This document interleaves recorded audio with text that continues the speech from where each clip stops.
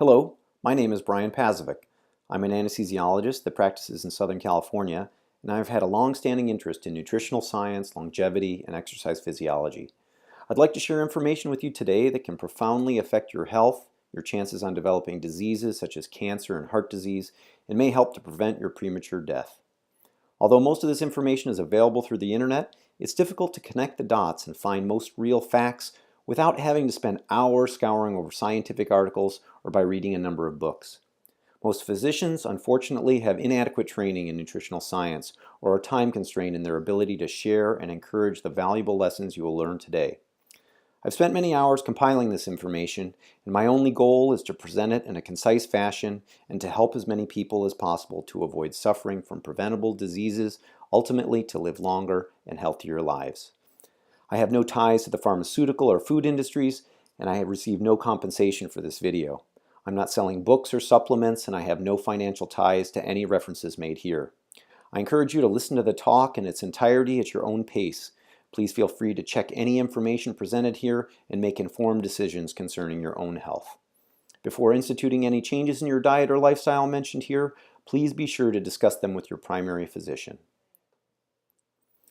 Longevity is both the study of disease, prevention, and cellular aging itself.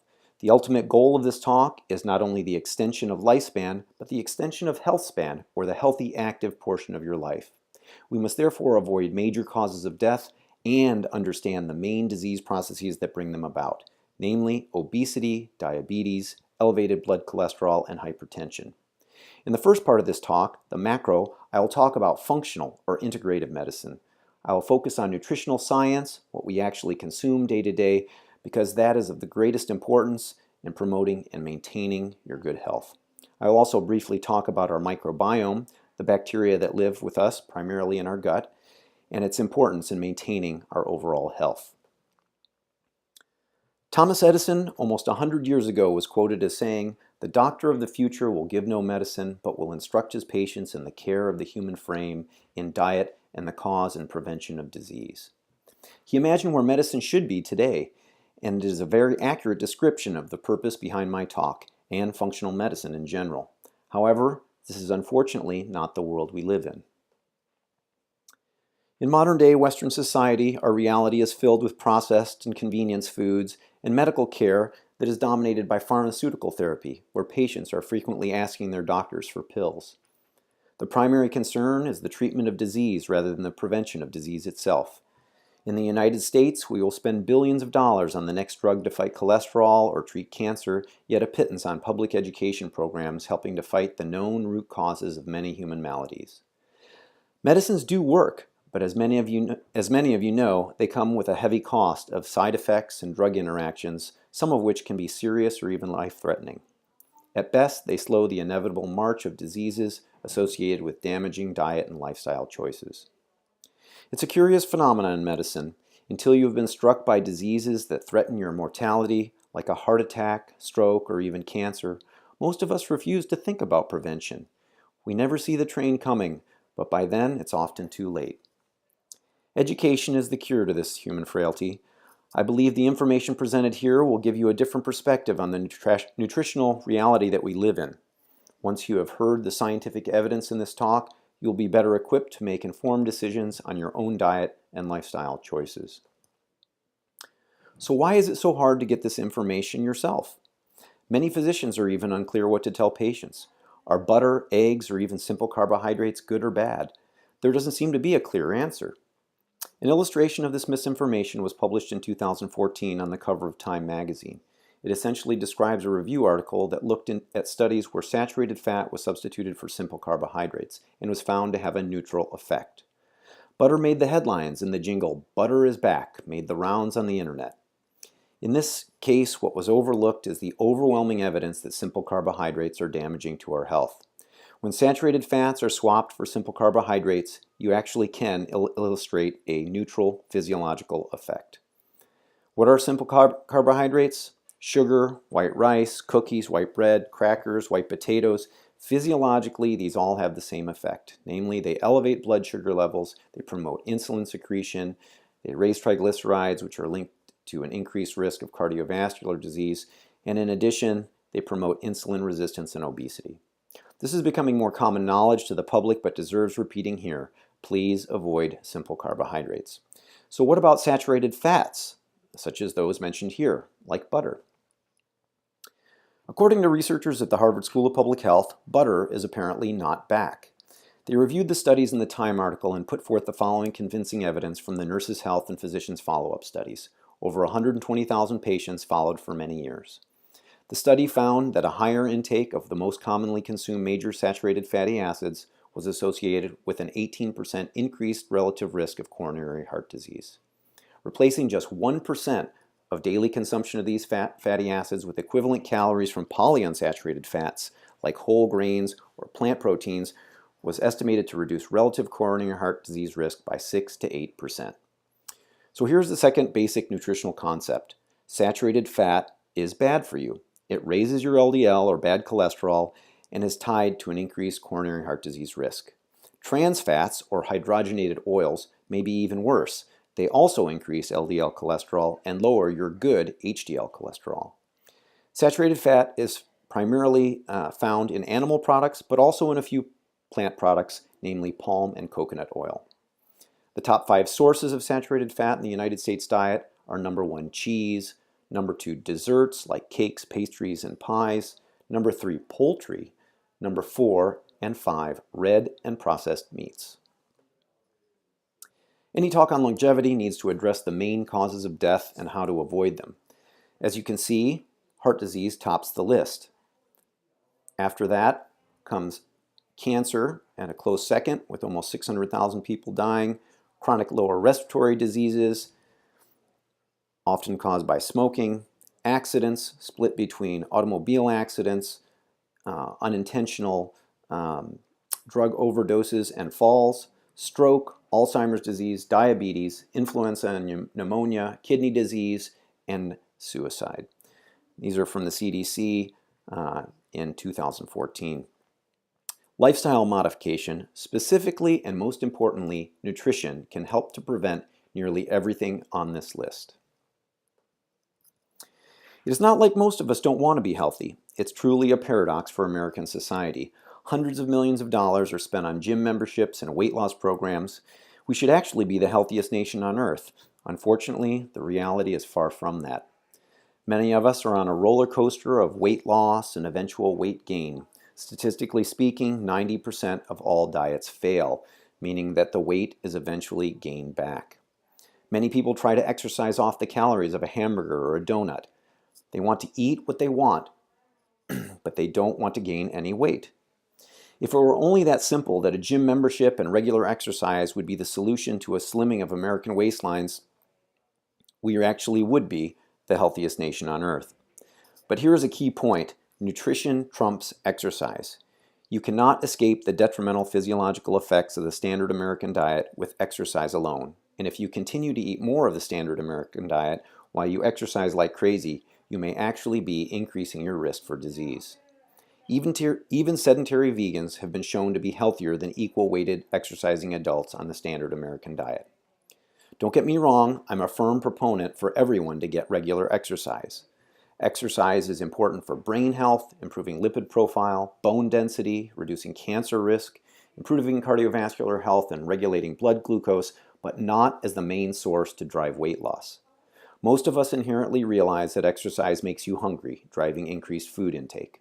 Of course, some people, through sheer force of will, can exercise more and eat even less, and they will lose weight. But the pattern of increased exercise followed by its inevitable voracious hunger has been shown to be unsustainable for most people. Permanent and lasting changes to the actual type of food you eat is the healthiest way for most people to achieve and maintain normal body weight. We all need to be physically active whether we are overweight or normal weight.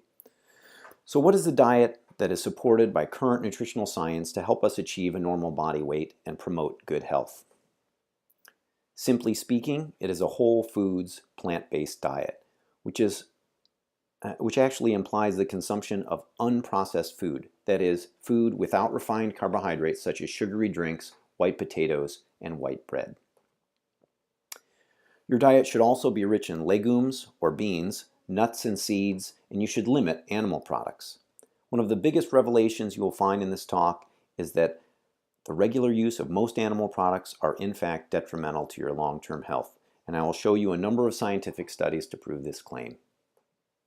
Of course, other factors we control affect our health beyond nutrition. These are the other pillars of functional medicine. Get adequate sleep, exercise and stay active, reduce stress and remain socially engaged, and don't smoke. This is an amazingly simple and short slide, but it is in red for a reason. It is the take-home points of this talk. Right here in the beginning, when I still have your attention, I hope you will be able to remember and follow these steps, and they will lead you toward living a longer and healthier life. How do I know this to be true? Because multiple disciplines of science all point in the same direction.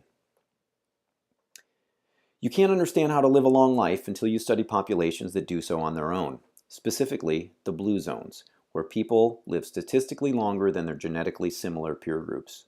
Funded by the National Institutes of Health, the National Institute on Aging, AARP, and National Geographic Expeditions, as well as some private and a few corporate sponsors, expert teams of physicians, demographers, scientists, and public health experts from around the world studied 5 different populations: those in Icaria, Greece; Sardinia, Italy; the Nicoya Peninsula in Costa Rica; Okinawa, Japan; and the Seventh-day Adventists here in Loma Linda, California.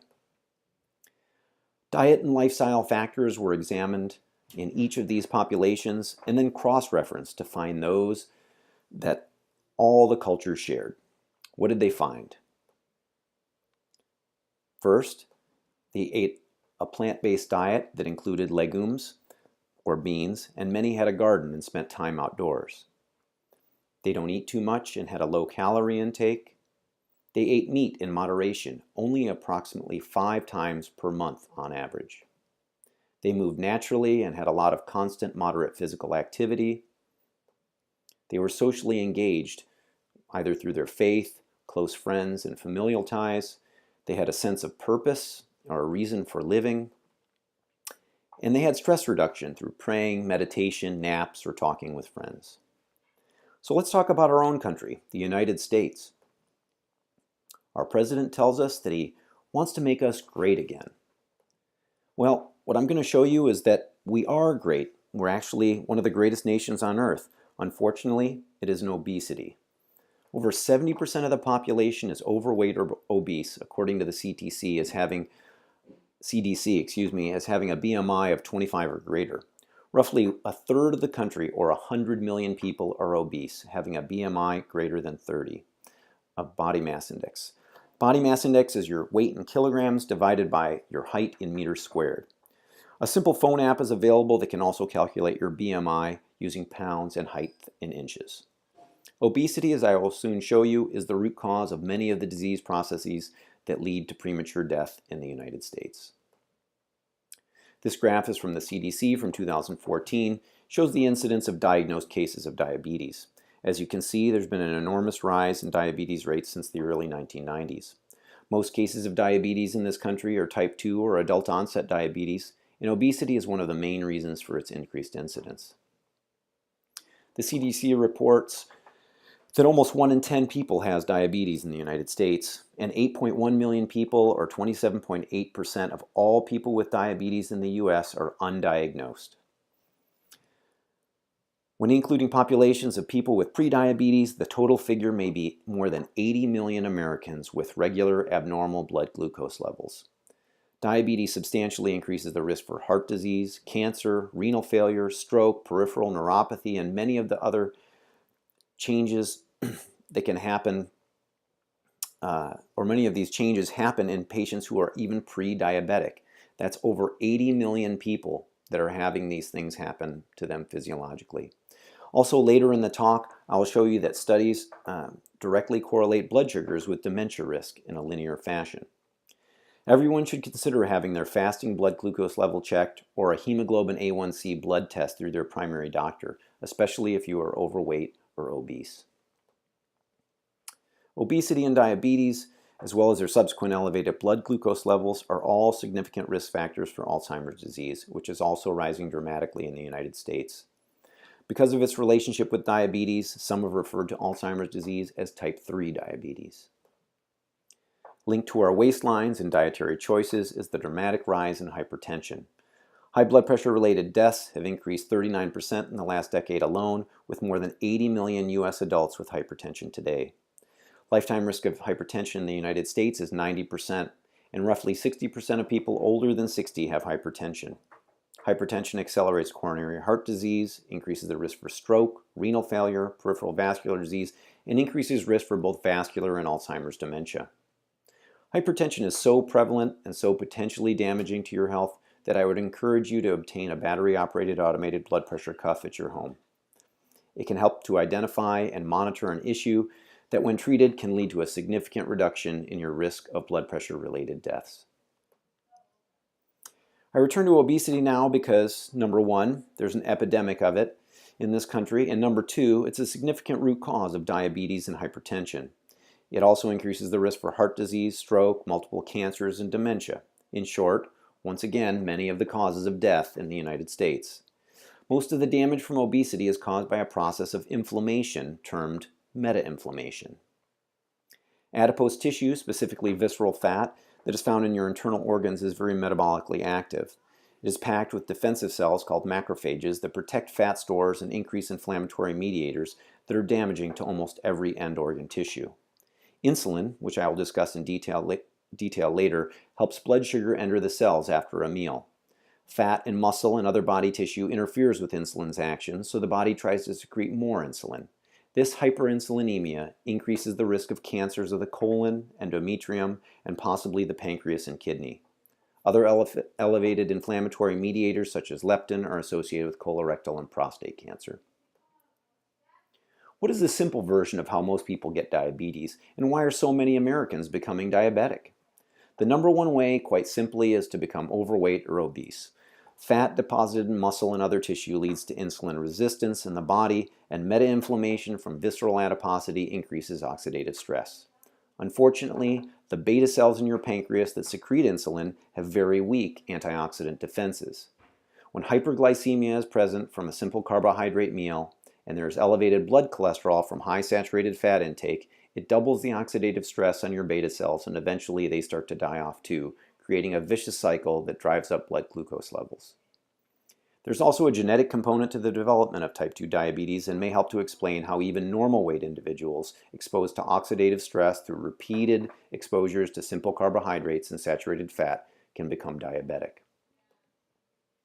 In the rest of this talk, I'll show you a number of green and yellow slides from this large study undertaken by the World Cancer Research Fund and the American Institute of Cancer Research.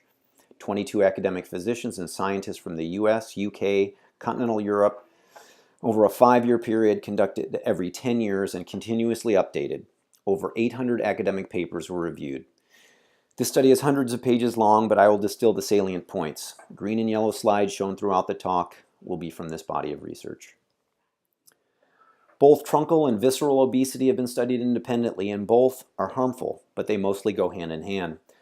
Findings from the World Cancer Research Fund studies are broken down into convincing evidence, probable evidence, limited suggestive evidence, and effect on risk unlikely.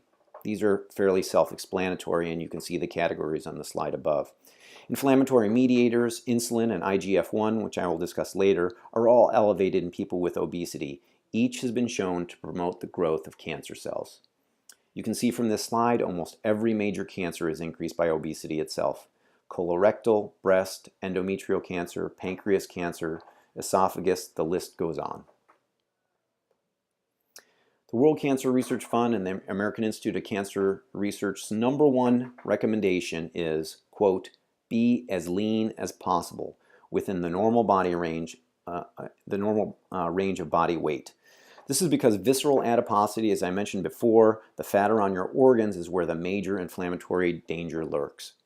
Physical activity and remaining physically active is the number 2 recommendation. Again, not for weight loss per se, but because of its positive effects on cardiovascular, brain, bone, and muscle health, the prevention of depression, and here specifically is mentioned because of its links to cancer prevention. There is also convincing evidence that exercise helps to prevent colorectal cancer and probable evidence that it helps to prevent postmenopausal breast and endometrial cancer. This study from the Seventh-day Adventists in Loma Linda, California, is an anchor study that I will show you because it has a large cohort and the evidence is corroborated with a number of other studies that I will present later. This study was supported by a grant from the National Institute of Health. Once again, 90,000 people, roughly, from the Seventh-day Adventist population in Southern California. They looked at diets that varied from completely plant-based, vegan, to the standard American diet. You can see incremental increases in animal product consumption, lacto-ovo-vegetarians consuming milk, cheese, and eggs, pesco-vegetarians adding fish, semi-vegetarians eating a smaller amounts of beef, poultry, fish, dairy, and eggs, and finally those eating the standard American diet. They looked at three things primarily: body mass index, diabetes, and hypertension. Remember, BMI, or body mass index, takes into account both height and weight, and according to the CDC, a normal BMI is less than 25, 25 to 30 is overweight, and greater than 30 is obese. Of note, that as animal product intake dropped, so did the average BMI, and so did risk for both diabetes and hypertension. Substantially so for the vegans, who were the only normal weight category with an average BMI of 23.13. They had a 78% less incidence of diabetes and 75% less risk for hypertension compared to the standard American diet or the non-vegetarian population. This is not due just to their lower BMI. Animal products themselves appear to increase risk for weight gain, diabetes, and hypertension. And I will show you additional studies to support this evidence in a moment. It's extremely important to have a normal body weight. And these are the conclusions for the Adventist Health Study. Then I'll show you this slide throughout the talk. Only the vegans had a normal BMI. It's not just for cancer risk, but also for reduction of coronary heart disease, dementia, depression, and joint health. This is one of the largest nutritional studies ever conducted. It's called the Epic Panacea Studies.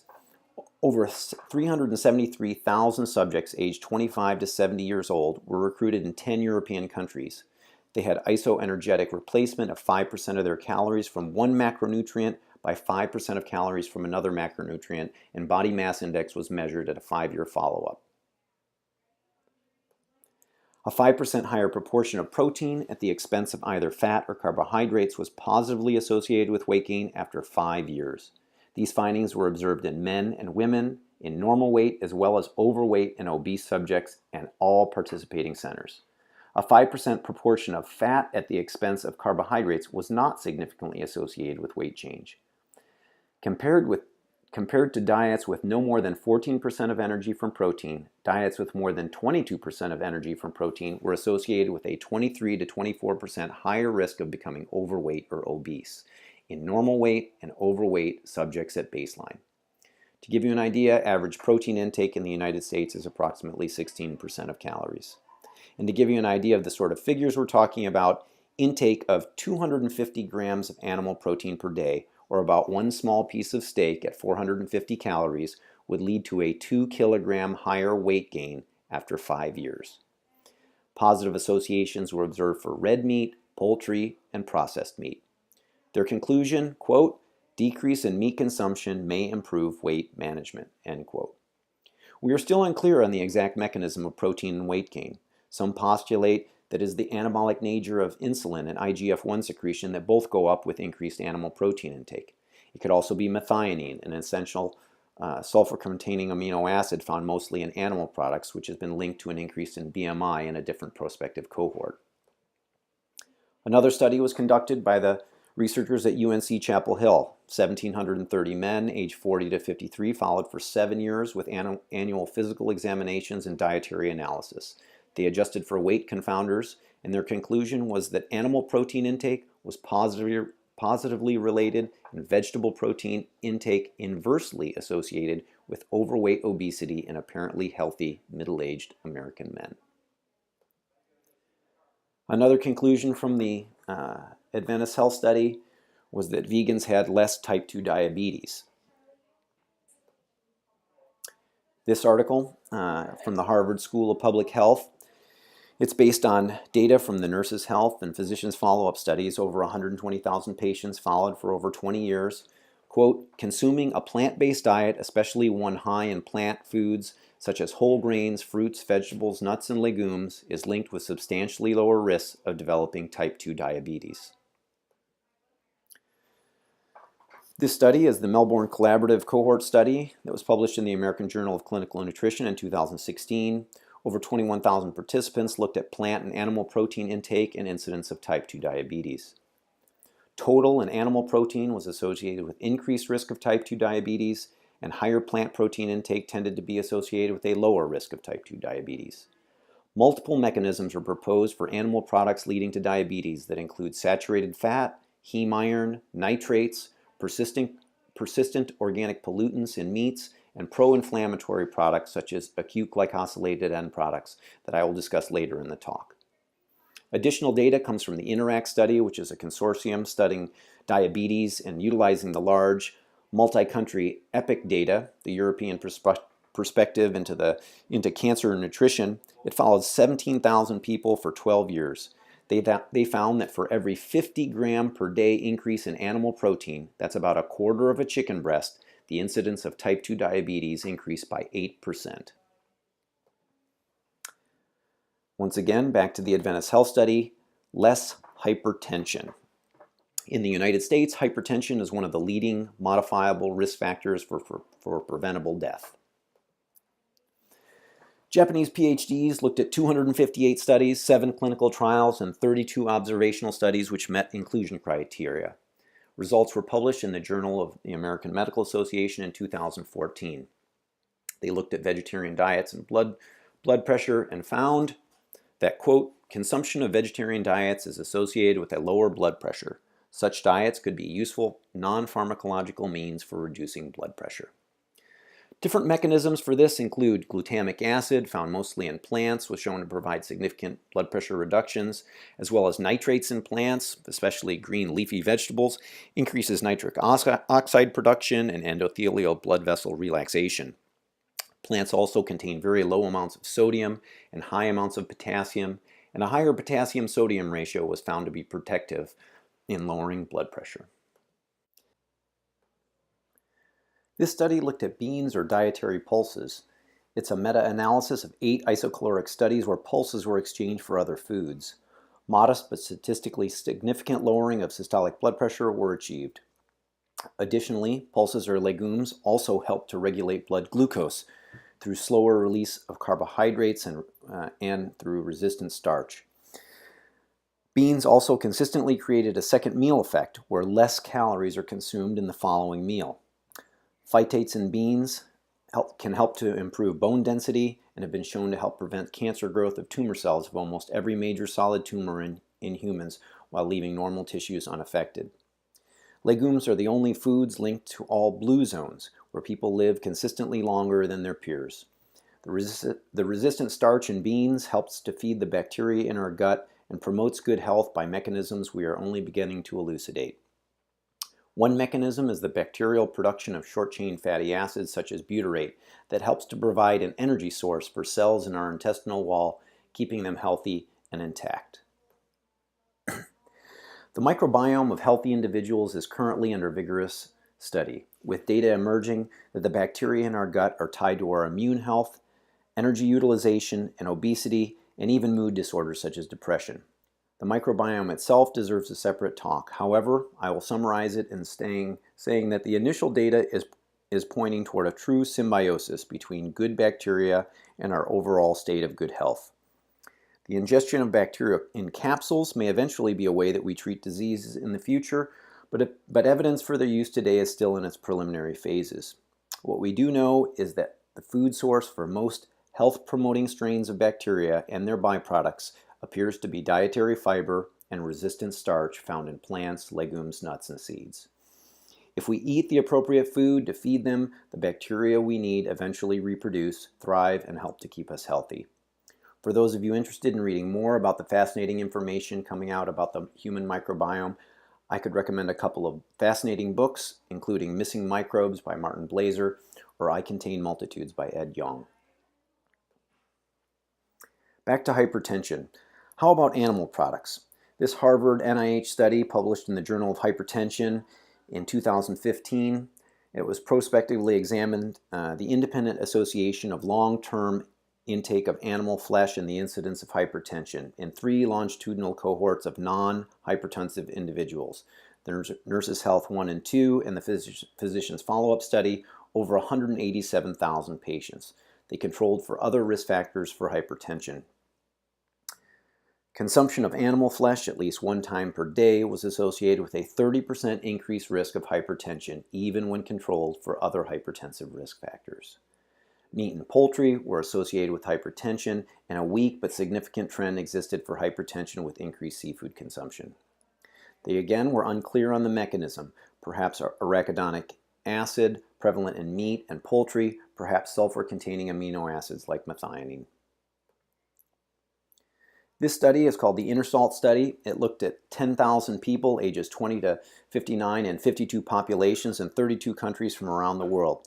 They looked at factors affecting blood pressure like sex, age, urinary, potassium and sodium, body mass index, and alcohol ingestion. 24-hour urine sodium excretion was measured in different populations and varied between 200 milligrams and over 10 grams per day. Countries with the highest sodium intake had the highest average blood pressures and the highest increases in blood pressure with age.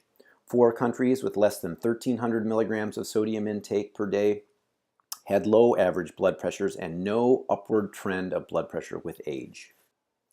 The Yanomami Indians in the Amazon rainforest eat a natural diet, mostly of plants, but they also hunt and consume approximately 10% of their calories from animal protein.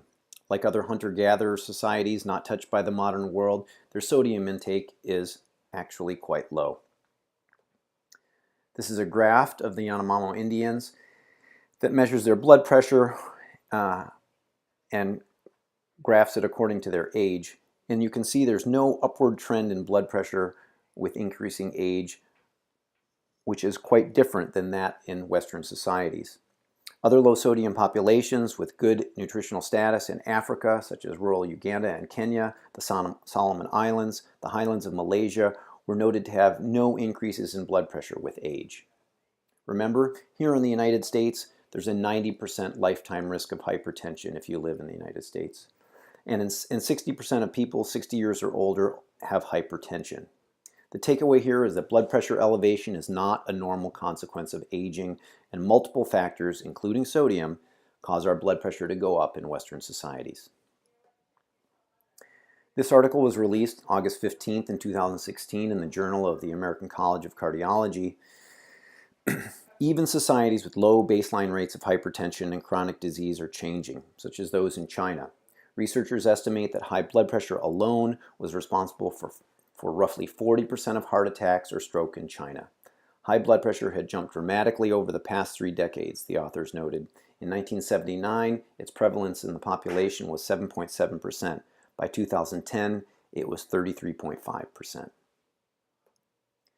We're exporting disease to countries all over the world, and I've seen this firsthand. Convenience foods, high in sodium, saturated fat, and simple carbohydrates.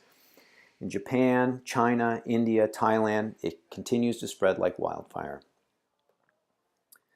This study in the American Journal of Physiology shows how the Western diet is a major risk factor for impaired kidney function and chronic kidney disease. High saturated fat intake and high sodium intake is associated with hyperalbuminemia, or spilling of protein in the urine, and impaired kidney function. High animal protein intake results in an increase in dietary acid load and compensatory increases in renal acid excretion and ammonia production, leading to injury of the kidney's filtering mechanism. Kidney disease is also the 9th leading cause of death in the United States. High protein intake appears to accelerate kidney damage, but only in those people where kidney damage has already silently begun. The Nurses Health Study reported an association of animal protein with renal function decline in women already presenting with mild kidney function impairment, but not in women with normal kidney function. Healthy kidneys can apparently handle protein intake and ammonia production, but after being damaged by diabetes or hypertension, protein intake seems to accelerate damage to the kidneys. Of note, 40% of the nearly 30 million diabetic patients in the United States have reduced renal function. And remember, over 8 million diabetics don't even know they have diabetes. Untreated or poorly controlled hypertension, so prevalent in our Western society, also silently damages the kidneys and predisposes it to further damage through high protein intake. In fact, protein restriction is often prescribed by kidney specialists to patients with significant renal damage to slow progression to renal failure and ultimate need for dialysis. A few words about your stomach and salt. Stomach cancer is the fourth leading cause of cancer deaths worldwide after lung, liver, and colorectal cancer. High sodium intake is noted to be a probable carcinogen for gastric carcinoma, and there's suggestive evidence that high sodium intake, as measured by a 24-hour urine sodium, can contribute to osteoporosis or bone loss in postmenopausal women, and reductions in sodium appear to promote a positive calcium balance. Each additional gram of sodium increases risk of gastric carcinoma by 8%. High sodium risk is on par with heavy alcohol or smoking in the causation of stomach cancer, but the biggest risk factor, however, is meat consumption. Chemicals formed from the processing of meat, nitroso compounds, and heme iron have all been linked to as causative factors from meat ingestion. Plants and antioxidant-rich foods decrease the risk for gastric carcinoma. I put this slide in here because salt deserves its own slide in big red letters. Please eat less salt. It's that important. The salty six, according to the American Heart Association, are the top sodium foods for adults consumed in the United States. Cold cuts and processed meat, also known carcinogens. Pizza, that's high in saturated fat and simple carbohydrates. Soups, breads and rolls. Poultry, number 5, because of the sodium injectate that's utilized to increase its weight. And then burritos and tacos as number 6. The World Cancer Research Fund recommends less than 2 grams per day, and the American Heart Association's ideal recommendation is 1,500 milligrams or less per day, or that's 2/3 of a teaspoon of salt per day. Sodium is an afterthought for most people whose primary concern with nutrition is weight loss or weight maintenance. Salt, however, can be just as deadly as high cholesterol that is allowed to have its physiological effects go unchecked. To give you an idea of how many people die as a result of increased sodium intake, reductions in sodium to less than 2 grams per day, it is estimated that it would reduce 150,000 deaths per year in the United States. And according to the multi-million-dollar Global Burden of Disease study sponsored by the Bill and Melinda Gates Foundation, it could reduce 1.65 million deaths each year, ranking number 2 for reduction of disease burden worldwide. What was the number 1 way to reduce disease burden worldwide? This data, published in the New England Journal of Medicine in 2014, showed that the number 1 cause for global disease burden was inadequate fruit and vegetable intake. 2.6 million deaths could be prevented each year through the reductions of ischemic heart disease, stroke, and a number of cancers, including lung, stomach, esophageal, and colorectal cancer. So back to the number 2 factor, sodium. Not only will it potentially save your life to reduce sodium, it will point you in the right direction of plant-based options and away from processed and restaurant food. Also, by choosing seasonings such as onions, garlic, curry, oregano, and thyme, you will significantly boost beneficial antioxidants and polyphenols that are highly concentrated in natural spices. Reducing sodium can significantly lower your risk of heart attack, stroke, kidney disease, osteoporosis, and stomach cancer. Again, returning to the vegan diets from the Adventist Health Study, how about reducing all causes of death? That sure sounds like a nice benefit of a plant-based diet. This 2010 study, published in the Annals of Internal Medicine, funded by the National Institutes of Health, Harvard researchers from the Women's Health Study and the Men's Health Professional Follow-Up Study, 87,000 women over 26 years and 37,000 men over 20 years, both on low carbohydrate diets of either animal sources for fat and protein and vegetable-based for fat and protein. Animal protein and fat diets were associated with higher all-cause mortality in both men and women, whereas vegetable-based low-carbohydrate diets were associated with lower all-cause and cardiovascular disease mortality rates. Another study from the Iowa Women's Health Study was led by researchers at the Mayo Clinic. 29,000 postmenopausal women without coronary heart disease, diabetes, or cancer. They were followed for 15 years for the incidence of mortality from all causes. They looked at simple carbohydrates and animal protein. Their conclusion: animal protein and total simple carbohydrates had similar adverse effects on coronary heart disease mortality compared with vegetable protein. Of note, legumes or beans substituted for all types of carbohydrates reduced coronary heart disease.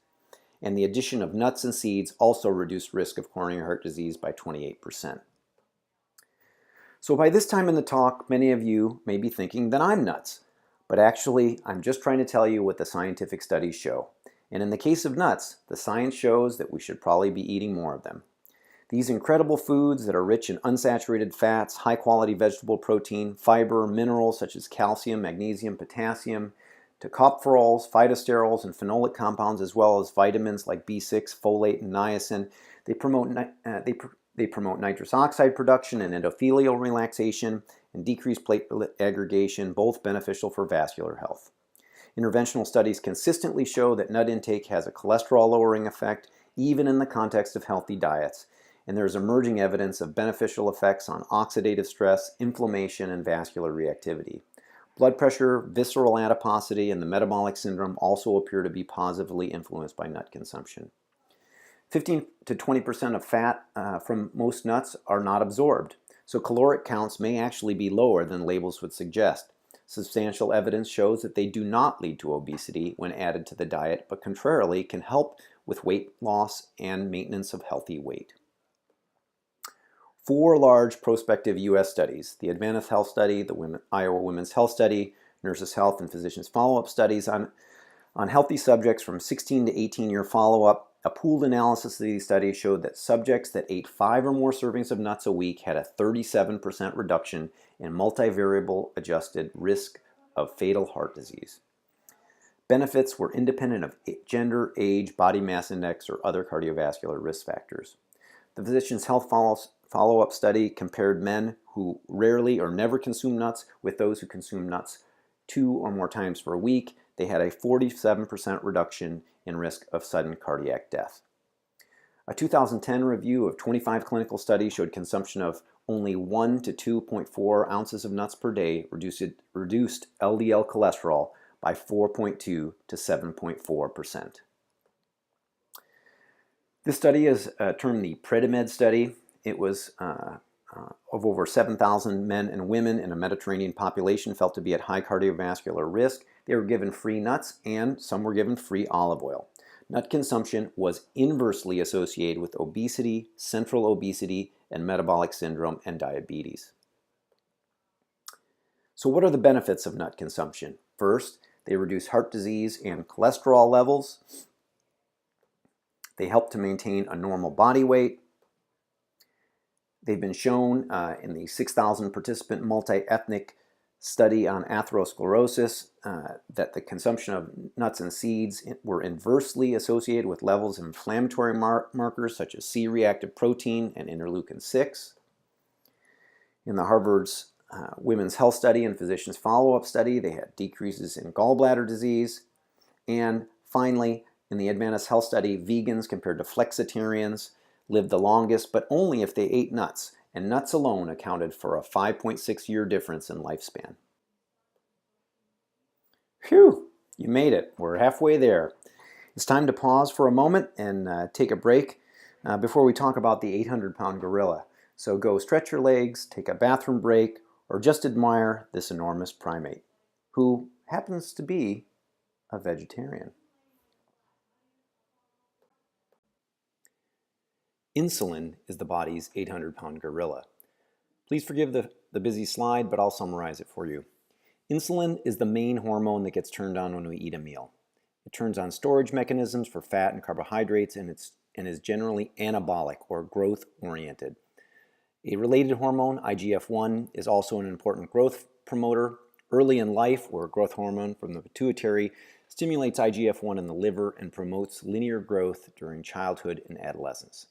Like many things in the body, too much or too little of some things can be a bad thing, and IGF-1 is no different.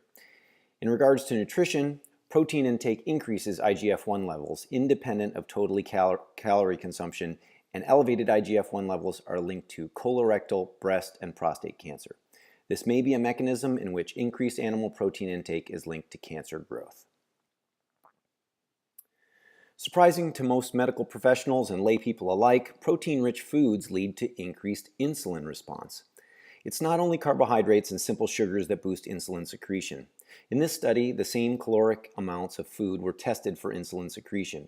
Protein-rich foods elicited responses that were disproportionately higher than their glycemic responses.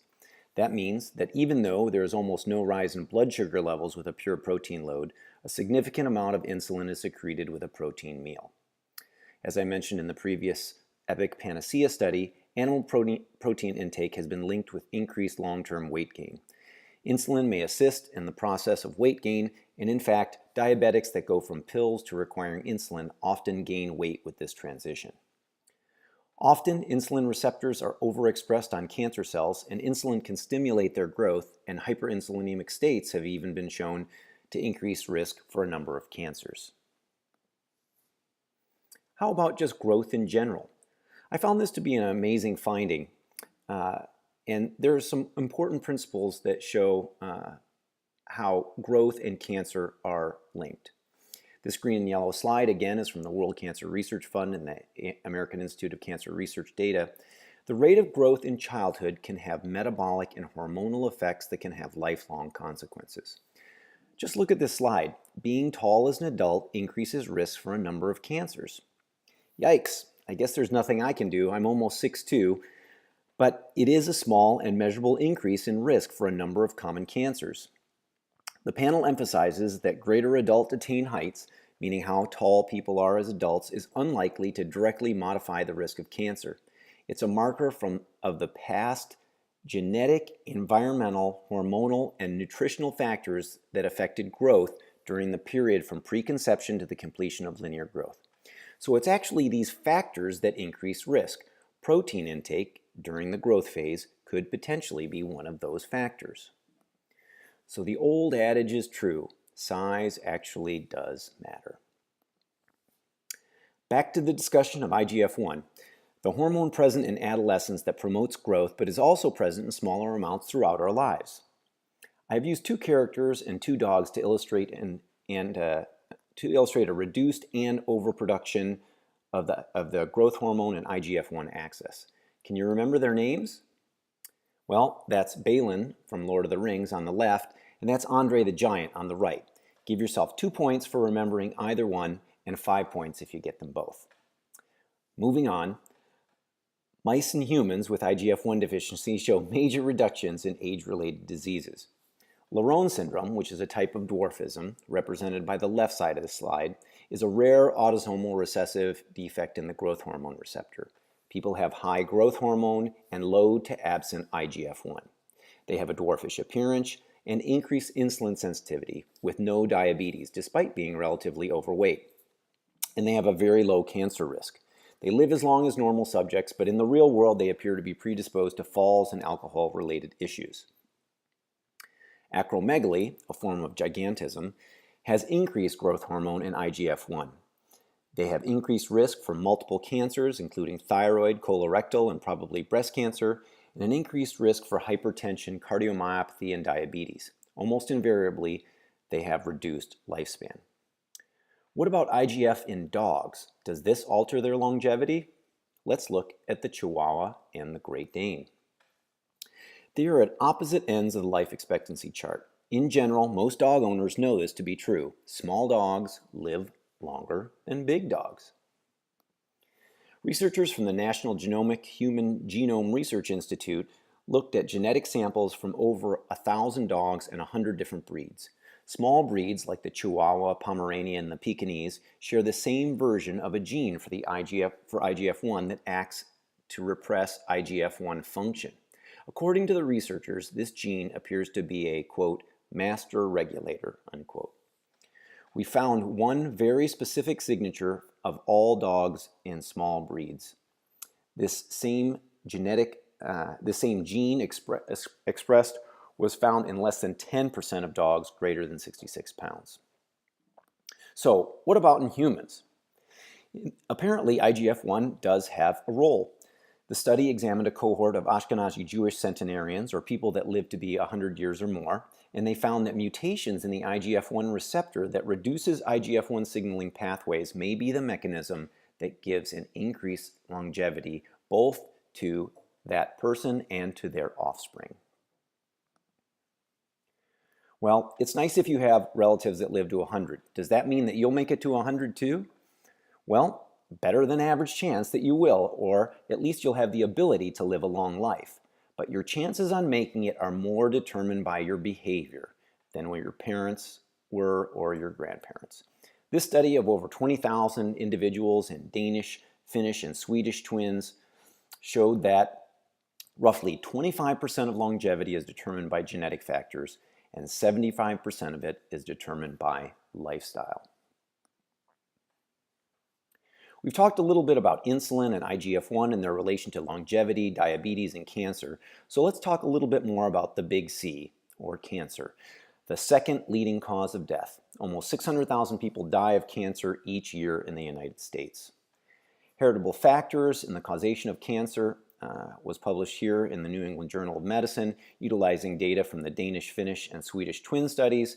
Prostate, colorectal, endometrial, and breast cancers appear to have a significant heritable component, but genetic factors make a minor contribution to the susceptibility to most types of neoplasms, probably less than 10%. Even breast cancers, which have a familial component, are felt to be up to 10% inherited. Ovarian cancer may have a larger inherited component, felt to be approximately 15%. So what things cause cancer? Many we know: smoking, radiation, some viruses, chronic inflammation, obesity, lack of exercise, as well as some chemicals and carcinogens. In October of 2015, the International Agency for the Research on Cancer, the IARC, issued a press release informing of the recent evaluation of the carcinogenicity of red meat and processed meat consumption. The consumption of red meat and processed meat was classified as, quote, probably carcinogenic to humans and, quote, carcinogenic to humans, respectively. This study, published in the Archives of Internal Medicine in 2012 by researchers at the Harvard School of Public Health, showed that red meat consumption was linked to an increased risk of total cardiovascular and cancer mortality. Red meat is associated with type 2 diabetes, coronary artery disease, stroke, and certain cancers. Every additional 3 ounces of unprocessed red meat each day increased the risk of cardiovascular death by 13%. Even worse was processed meat, where 1.5 ounces per day increased the risk of death by 20%. That is 1 hot dog or 2 strips of bacon. Heme iron, saturated fat, arachidonic acid, sodium, nitrates, heterocyclic amines, and acute glycosylated end products formed in cooking all contribute to these risks. The lead Harvard researchers said it succinctly, quote, this study provides a clear evidence that regular consumption of red meat, especially processed meat, contributes to premature death, end quote. This study, published in 2014 in the Journal of Cell Metabolism by the director of USC's Longevity Institute, Victor Longo, 7,400 patients from the CDC's National Health, Nutrition, and Examination 3 study. They had 3 groups of patients: high protein, greater than 20% of calories; moderate protein, 11 to 16%; and low protein, less than 10% of calories from protein. To give you an idea, average Americans consume approximately 16% of their calories from protein. According to the CDC survey in the United States, men consume 102 grams of protein per day, and women 70 grams per day on average, almost twice the Food and Nutrition Board's recommendation of 56 and 45 grams per day, respectively. That's 0.8 milligrams per kilogram.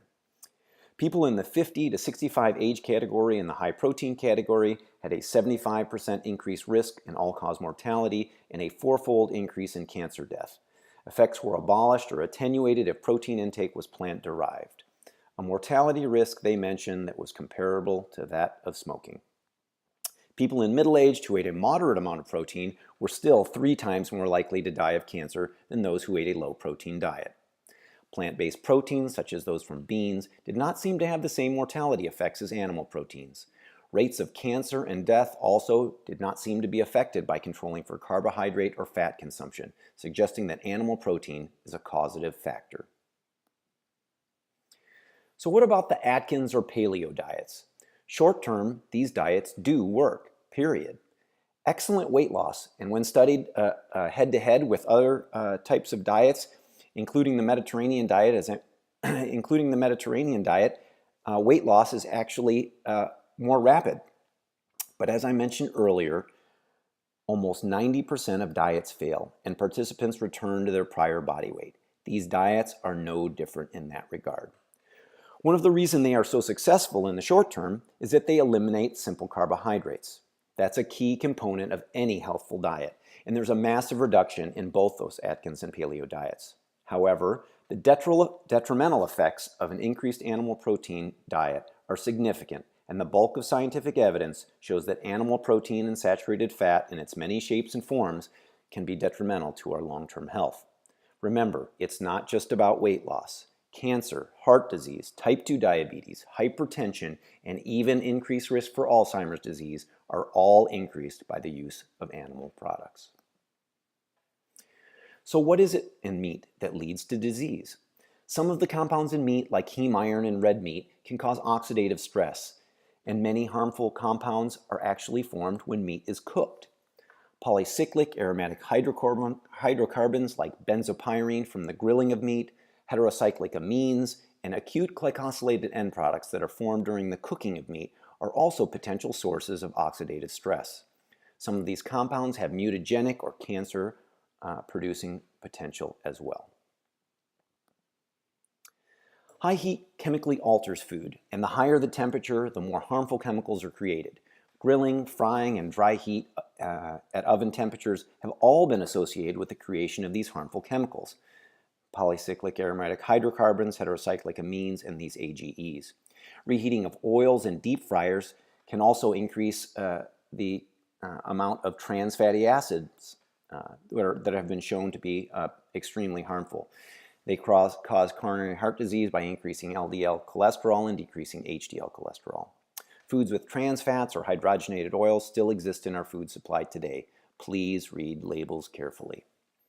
Meats aren't the only ones that are affected by high heat. To be fair, plants can be affected too. Acrylamide is a harmful compound formed when the amino acid asparagine reacts with sugars at high temperature. Acrylamide was classified as, quote, probably carcinogenic to humans in 1994 by the IARC. It has been shown that the metabolite glycinamide is the detrimental agent, exhibiting both neurotoxicity and genotoxicity, which means it damages nerves and DNA respectively. The most significant sources of acrylamide in the United States are fried starchy foods. Specifically, high amounts are found in potato chips and French fries, but it is also present in tobacco smoke.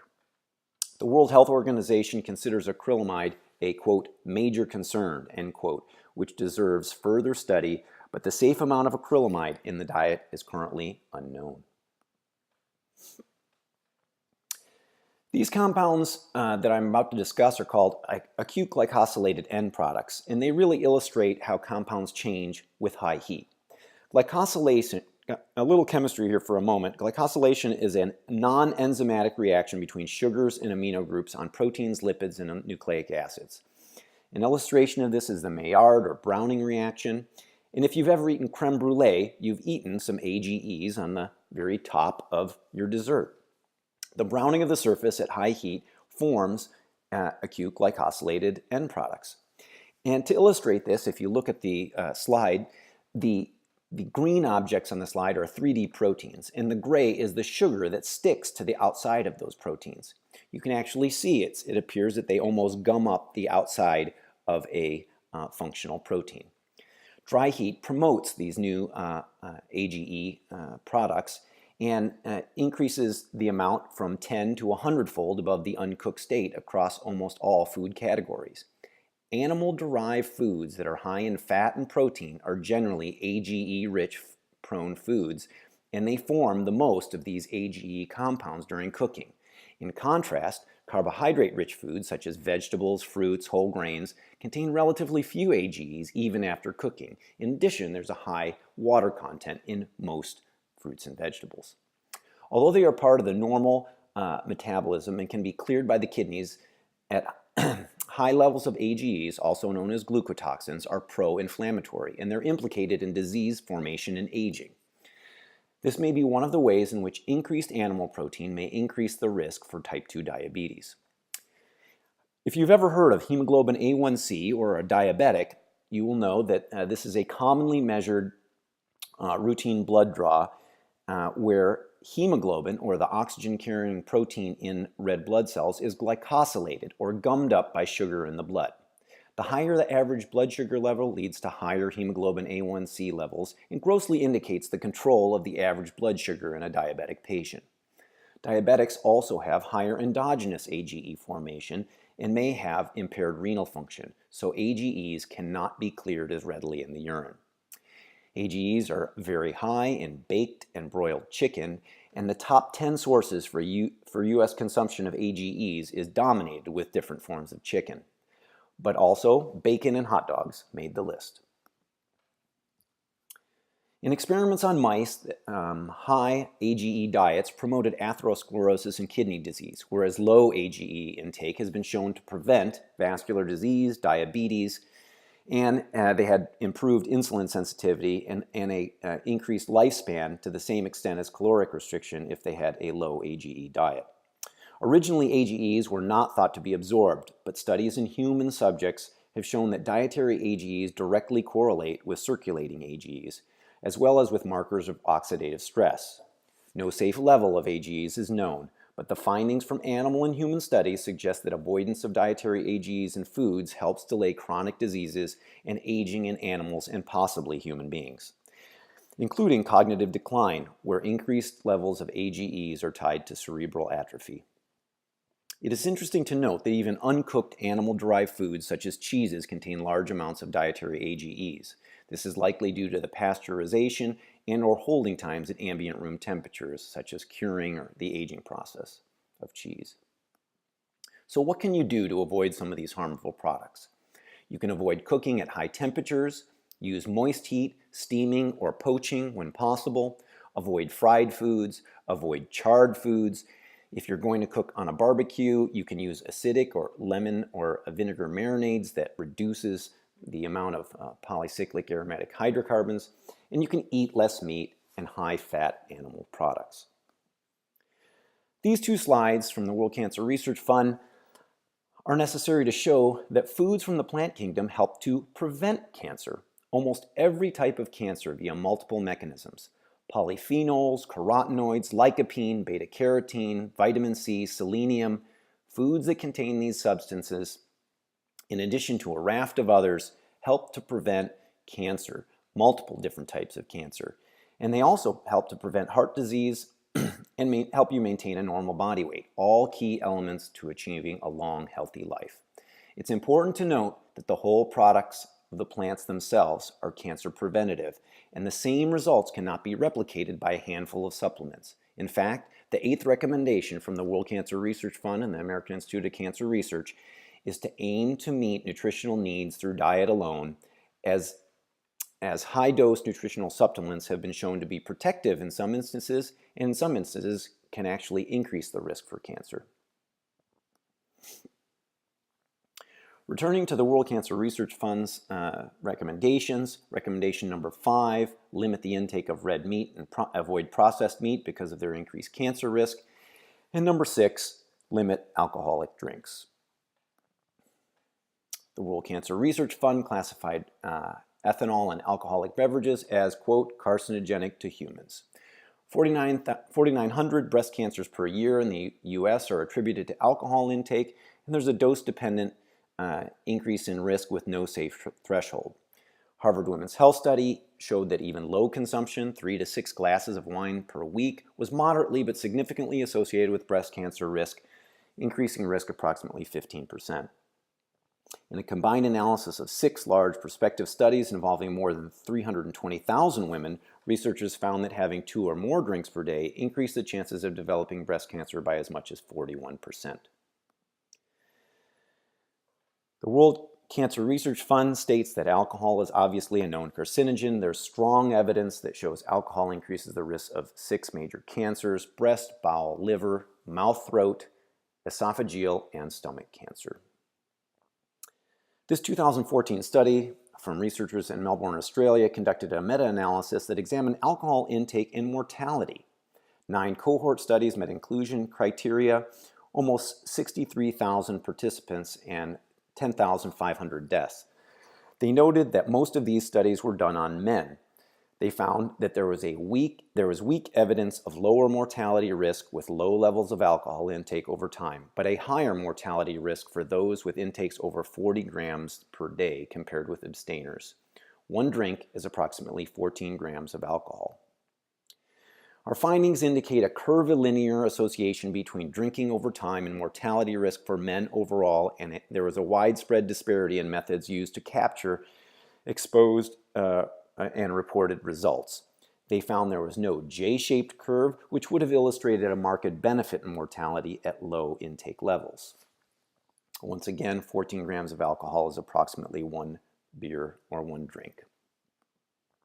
So how about in women? As mentioned previously, there's not as many studies, but there's a 2016 study that reviewed 48,000 women aged 30 to 49, followed prospectively for alcohol intake, cancer, cardiovascular disease, and overall mortality. Light alcohol consumption was protective for cardiovascular and ischemic heart disease mortality, but not for cancer and overall mortality.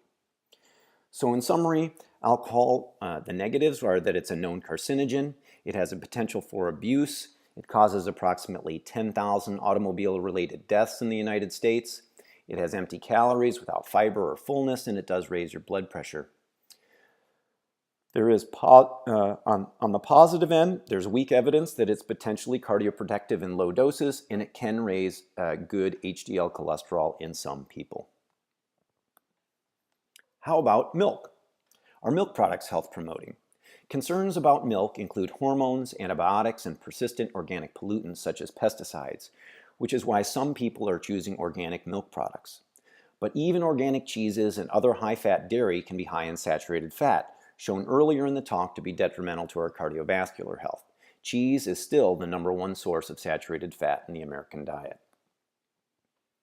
This slide discusses milk and dairy in relation to cancer risks. Decrease in colorectal cancer with milk consumption may be due to vitamin D supplementation, and was discussed in this article, which may be obtained also in other ways, other supplements and through sunlight. It's noted that in the slide, in high-income countries like the United States, diets that are high in calcium intake are taken to be a marker for milk and dairy consumption, and these have been shown to have probable evidence for increased risk of prostate cancer. IGF-1 may be the link in this case. Milk makes calves grow, and dairy ingestion increases IGF-1 levels, which is supported by several cross-sectional studies. The 2012 EPIC study, or the European Prospective Study investigating cancer nutrition, looked at associations of IGF-1 and risk of prostate cancer, and they found a positive association over both short and long term. Not to leave any animal protein source undisturbed, I'm going to discuss eggs for a moment. Approximately 180 milligrams of dietary cholesterol are in one egg, and they also have a significant source of a phospholipid called phosphatidylcholine. Before 2013, the American Heart Association had a limit of dietary cholesterol of 300 milligrams, but now it's been revised to have no restriction in dietary cholesterol. Robert Eckel, MD, was the past president of the AHA and board member who made the final 2013 recommendations and stated, quote, "We don't have enough information to put a limit on cholesterol. That doesn't mean we shouldn't restrict it. It just means we don't have enough information to make a strong statement." There is, however, a strong association between eggs and cardiovascular disease risk in those who are already diabetic. 2 Harvard studies, the Physician Follow-Up and Nurses' Health Study, showed that men were at 2 times the risk of coronary heart disease and 49% increased risk in women with just 1 egg per week compared with those with less than 1 egg per week consumption. There was no association between egg consumption and heart disease risk or stroke in non-diabetic patients. So are eggs okay? By the way, as I mentioned earlier, over 8 million Americans have undiagnosed diabetes today, and another 50 million Americans have pre-diabetes. So, how is dietary cholesterol and how does it affect our serum cholesterol? It is a complicated subject, but in summary, different individuals absorb different amounts of cholesterol, and metabolically, eggs actually affect people differently. So let's first take a look at inflammation. As you may know, this is often a marker of many disease processes. The majority of research suggests that egg intake promotes a pro-inflammatory response in healthy adults, whereas the consumption of eggs in conditions of overweight, insulin resistance, metabolic syndrome, and type 2 diabetes have either an anti-inflammatory or neutral effect. Dietary cholesterol can have effects on your serum cholesterol with absorption between 15 and 85%. Insulin sensitive or normal individuals absorb more than their insulin resistant or diabetic counterparts. It is possible that other factors impact dietary responses to eggs, such as the composition of your microbiome, which I'll talk about in a moment, or even genetic variations. So it appears that egg consumption increases inflammation in healthy adults. Is egg consumption linked to risk of type 2 diabetes? The Harvard prospective study took data from 2 completed randomized trials, 20,700 men from the Physicians' Health Study and 36,300 women from the Women's Health Study, and they found and demonstrated that daily consumption of at least 1 egg, but as little as 2 eggs per week, is associated with an increased risk of type 2 diabetes in both men and women, independent of traditional risk factors for type 2 diabetes. Furthermore, the observed association between egg consumption and incidence of type 2 diabetes was not modified by the prevalence of hypercholesterolemia in either sex. If you look at these numbers, you can see that the risk increases for type 2 diabetes almost across the board with increased egg consumption. This article talks about mechanisms in which eggs increase inflammation. Other than cholesterol, the other important substances, as I mentioned earlier, are phospholipids, specifically phosphatidylcholine. 72% of the phospholipids in eggs are made of this substance. Sometimes referred to as choline, it is part of cell membranes. It also helps with cholesterol transport in the liver. We can make some of this substance endogenously or in our own bodies, but it appears we also need some of this through our diet, and it is considered an essential nutrient. Despite being found in large quantities in eggs and milk, it is also found in a number of plant products like wheat germ, peanuts, and broccoli. Lecithin is another name for phosphatidylcholine, and it's also used as an emulsifier in many products, like almond milk. Like many essential nutrients, getting too much or too little can have adverse consequences. Too little choline can lead to non-alcoholic fatty liver disease, but most people, including vegans, can get adequate amount of choline through their diet. Of note, vegan women who want to get pregnant should consult their physician and consider choline supplementation because of increased requirements for a developing fetus, and the deficiency of choline in pregnancy has been linked with neural tube defects. So how about too much choline? Choline is highly concentrated in prostate cancer cells, and blood concentrations of choline have been associated with an increased risk of prostate cancer. Other factors in meat, milk, and eggs, such as cholesterol, fatty acids, protein, zinc, phosphorus, and vitamin D, were adjusted for. And a case-controlled study among Swedish men reported that a doubling in plasma choline was associated with a 46% increased risk of prostate cancer. It is not known exactly how choline affects prostate cancer. However, it is known that choline metabolism is clearly altered in prostate cancer cells, with greater concentrations of choline-containing compounds in malignant versus normal cells. Radiolabeled choline can be used clinically to identify recurrences and metastases within the body. This 2011 study from the Department of Epidemiology at Harvard and UCSF, 27,607 men without prostate cancer at baseline from 1994 to 2008 who eventually developed lethal prostate cancer. They examined egg, meat, and poultry intake and correlated it with the risk of lethal disease.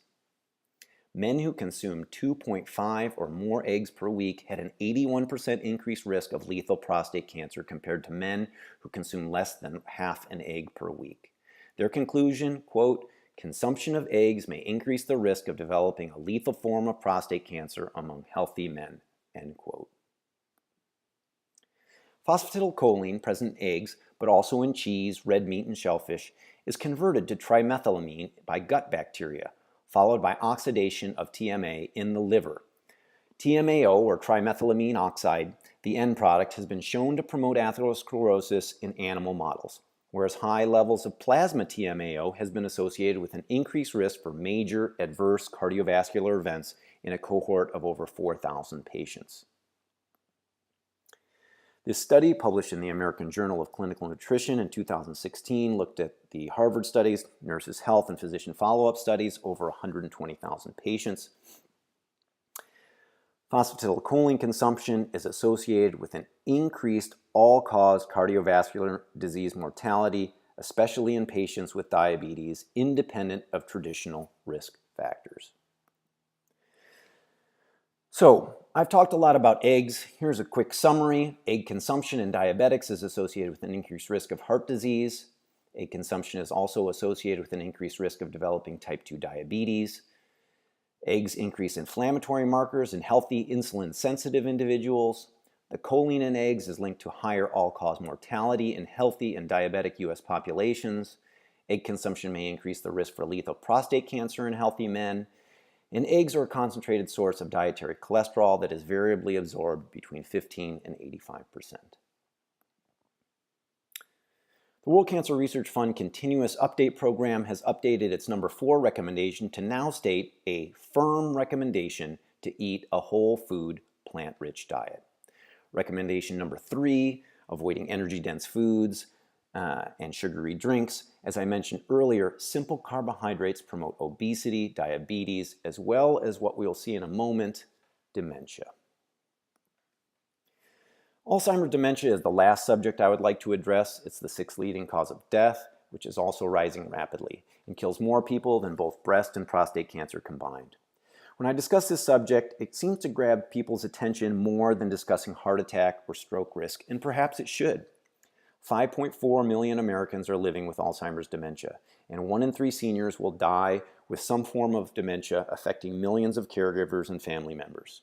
Early losses are loss of visual spatial skills and depth perception, anosmia or loss of smell, and senior moments, medically termed mental fluctuations, such as the inability to find a word or asking the same question over and over again. This study, published in the New England Journal of Medicine, looked at glucose and the risk of dementia. Over 2,000 participants, they looked at periodic glucose measurements and glycosylated hemoglobin. 232 with diabetes, 1835 without, adjusted for confounders, such as age, sex, blood pressure, exercise, heart disease, AFib, smoking, or treatment for hypertension. The upper graph shows that the average glucose level above 100 in non-diabetics increases the risk for dementia. Remember that 50 million Americans also have prediabetes, meaning that their average blood sugar levels are above the normal range. And many currently normal people regularly spike their glucose levels with meals high in simple carbohydrates. Specifically noted that people without diabetes, quote, "Any incremental increase in glucose levels is associated with an increased risk of dementia," end quote. The takeaway is that repeated exposure to simple carbs is not only promotes obesity, diabetes, and heart disease, but puts you at risk for dementia as well.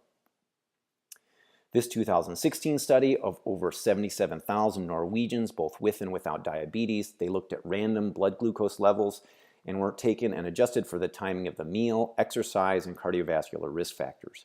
High random glucose levels measured in middle age without known diabetes mellitus were associated with greater risk of dementia-related deaths up to 4 decades later.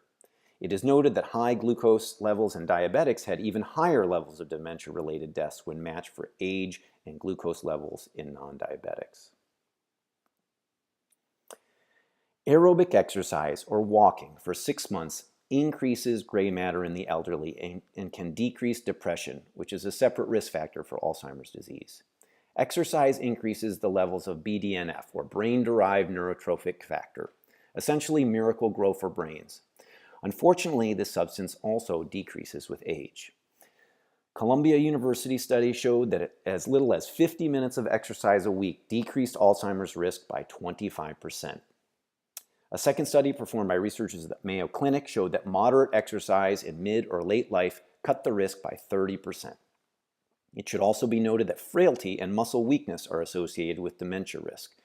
Resistance training may be helpful to combat sarcopenia, or the muscle wasting that occurs with aging, and can help to prevent fall risk, which is a significant cause of death in the elderly.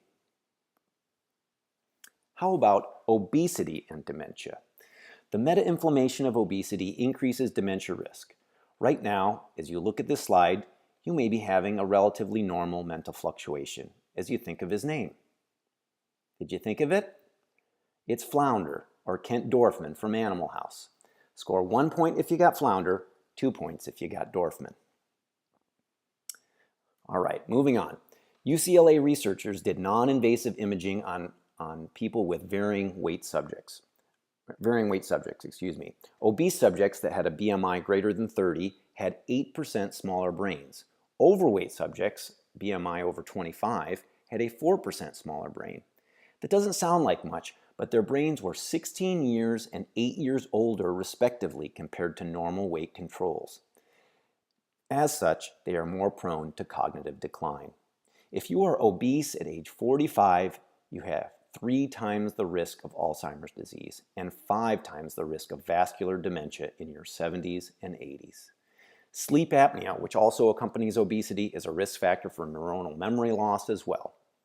Diabetes mellitus, also often caused by diabetes, separately gives you a 65% higher risk for Alzheimer's dementia. As I mentioned earlier, average blood glucose levels also appear to be linked to Alzheimer's, and some researchers refer to Alzheimer's as type 3 diabetes. Back in the day, Dean Wormer may have given Flounder some good advice. 2 points if you can remember that quote in your head. Uncontrolled hypertension increases your risk for Alzheimer's disease by 2 times, and it increases the risk of vascular dementia by nearly 6-fold. It's a major treatable risk factor for dementia and heart disease. Again, I encourage you to get an automated blood pressure cuff and monitor your blood pressure at home. Untreated hypertension can lead to stroke, which separately doubles the risk for Alzheimer's disease. Traumatic or repeated concussions also increase risk. In addition to cardiovascular risk, saturated fat also plays a role in Alzheimer's disease. ApoE, or apolipoprotein E, is a cholesterol transporting protein in the brain. There are different versions of this protein, but the most worrisome for Alzheimer's disease is the ApoE4 gene. Depending on how many alleles or genetic forms of ApoE4 you have from your parents, your risk may be between 4 and 10 times that of people without the ApoE4 gene. A significant part of the population carries one of these genes, and between 10 to 15% of the population contains 2 copies of the ApoE4 gene. But all is not lost. Nigerians appear to have the highest populations of ApoE4 genes in the world, but one of the lowest Alzheimer's dementia rates. Why? Well, it's thought that their lower cholesterol levels versus European and Western counterparts are protective. Lower cholesterol happens to be a wonderful benefit of a plant-based diet and is likely to be one of the mechanisms in which a plant-based diet helps to prevent Alzheimer's dementia. A Rush University study found that diets with the most saturated fat doubled the dementia risk, and diets with the most trans fat had almost 4 times the risk of Alzheimer's disease. Protect your heart and your brain and avoid saturated fat and trans fats. By multiple mechanisms, a plant-based diet high in vegetables, fruit, nuts, and legumes appears to prevent dementia. A study performed at Columbia University researchers showed that those that followed a Mediterranean diet closely decreased Alzheimer's risk by 28%, and those that even partially followed the diet decreased risk by 17%. Cruciferous vegetables have been shown to reduce cognitive age in rats and humans. Nuts, various berries, and curcumin present in turmeric have also shown to have cognitive benefits in animal models. Referring back to the Adventist Health Study, those eating meat 4 times a week had 3 times the risk of dementia when compared to vegetarians. Another factor important in Alzheimer's disease is cognitive reserve. This has to do with past brain learning, both formal education, but also different realms of cognitive development. 25% of the elderly with full-blown Alzheimer's pathology on PET scans show no clinical symptoms, usually because significant cognitive reserve helps to delay the onset of symptoms. But you don't have to be a PhD in physics to delay the onset of dementia. It's never too late to challenge your brain and retain your cognitive abilities. By learning new skills, such as a new language, playing the guitar, even playing video games in the elderly, can help to form new brain connections and keep old connections alive and healthy. The greater the novelty of the skill, the more new connections are formed and existing connections are retrained. Social connections are important too. Maintaining social connections through church or with family, with a book club or other organizations. We are social animals and our brains need interactions with others to maintain good health. Besides, all the blue zones clearly showed that social connections were an important common factor in living a long and healthy life. Like loss of muscle mass with aging, the brain shrinks too. DHA and EPA, commonly found in fish oil but also available from plant sources, appear to be protective from neuronal loss, and higher levels have been shown to be correlated with higher brain volumes. A double-blind placebo-controlled study showed that increasing brain volumes and improved cognition with supplementation in older adults who took DHA and EPA supplements. Vegetarians who don't eat fish and vegans may want to consider taking a small amount of DHA and EPA supplementation to help prevent neuronal loss. Supplements available from algae are now available even on Amazon. Also, data from the large Framingham study showed that people with the highest quartile of DHA had the lowest levels of Alzheimer's disease after a 9-year follow-up. Vitamins B6, B9, and B12 may also play roles. These vitamins seem to work together to reduce homocysteine levels, which can damage brain DNA. And high homocysteine levels have also been shown to increase Alzheimer's risk in the large Framingham study conducted by Boston University. Lastly, if you're a vegan, consider a B12 supplement. It's one of the few vitamins not found in plant products and a vitamin necessary in the reduction of homocysteine levels. A lack of B12 can actually lead to cognitive decline late in life if not addressed. Finally, both inadequate sleep and regular stress have been shown to lead to cognitive dysfunction. Go to sleep.org, the site of the National Sleep Foundation, or the CDC website for excellent recommendations on getting a good night's sleep. Make a conscious effort to do activities throughout your week that relieve stress, deep breathing, yoga, meditation, or just taking a peaceful walk with your dog.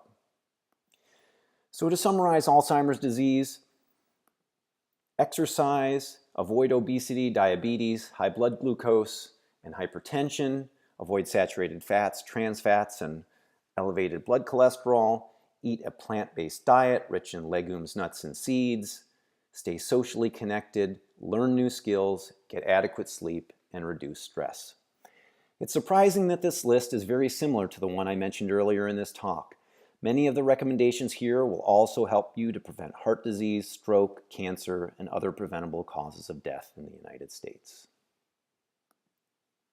As this talk comes to a close, I would like to leave you with a few slides to cement some of this information you have heard here to change your own life.